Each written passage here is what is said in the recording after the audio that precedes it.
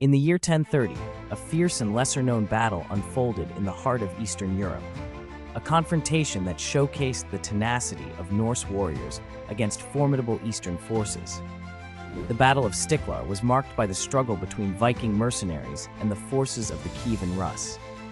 The mercenaries, driven by the allure of wealth and glory, sought to expand their influence and assert dominance in the region. Stiklar, a site steeped in conflict, became the stage for this dramatic clash.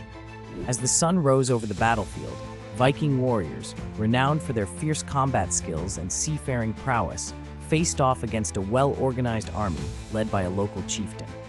The battle was brutal, characterized by intense hand-to-hand combat and strategic maneuvers. Despite their reputation, the Norse found themselves at a disadvantage against the sheer numbers and tactics of their opponents. Ultimately, this lesser-known skirmish reflects the broader narrative of Viking expansion and its encounters with Eastern powers.